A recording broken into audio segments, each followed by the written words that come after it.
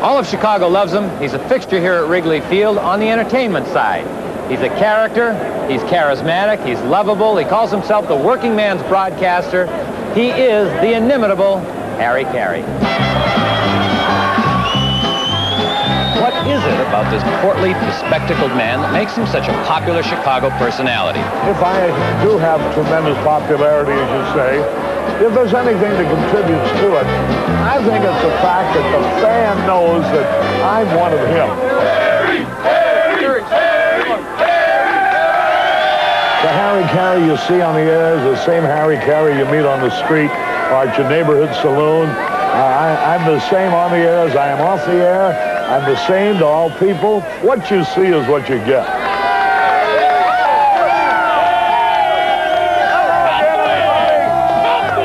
This is Harry Caray on the left field bleachers.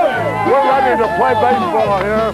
Harry prides himself on having never missed an inning of work during his 41 years of broadcasting baseball. He attributes his amazing track record to a love for the game and knowing what a fan wants. Victory of the year. There's a high drive in the center field deep. Might be out of here and could be hit it! A home run! Holy cow! Baseball is a traditional game. Anybody can say ball one, strike one, or he grounded the shortstop. Anybody can do that. Nobody has done more with the chips down than Gary Matthews. What you say in between is what makes you interesting or exciting or dull or boring. And therefore, I think the longer you're in the game, the more information you'll have at your fingertips that might be of interest. And I think there's nobody with greater integrity in his reporting of a baseball game than I have. I don't like to sound immodest, but I pride myself on it. But by the same token, I realize that this is part of show business. The people like to laugh sometimes. They like to cry sometimes. They like to be mad sometimes, just as you are. And this is all part of the package, I think, that makes the interesting announcer. I imagine we're going to use this net today, Arnie. For the first 25 years of his broadcasting career, Harry did play-by-play for the St. Louis Cardinals. In 1970, he did a one-year stint for the Oakland A's before coming to Chicago to join the White Sox, and then the Cubs. His philosophy on having to change team loyalties is typically Harry Caray. The team is merely the instrument of the real love, which is the game of baseball.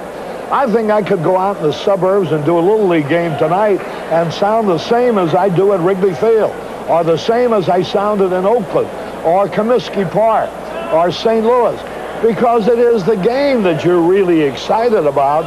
The team happens to be an instrument of your reflection.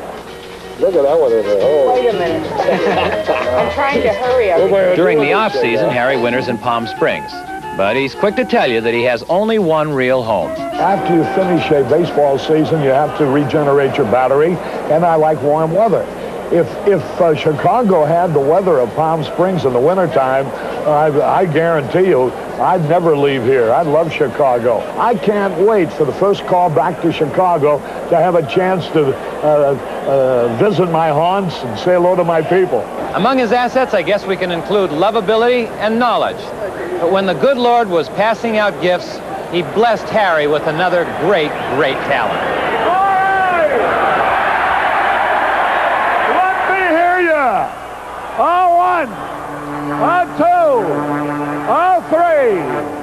Take me out to the ball game. Take me out to the It's obvious that Harry's zest for life is drawn from his love for the game of baseball and his overwhelming desire to be with his people. I never eat in my room. I always go out to dinner. I always talk sports. I'll always give autographs. I always love the convivial life. I love the rapport I have with the public. This is the greatest way in the world to live. Ball it!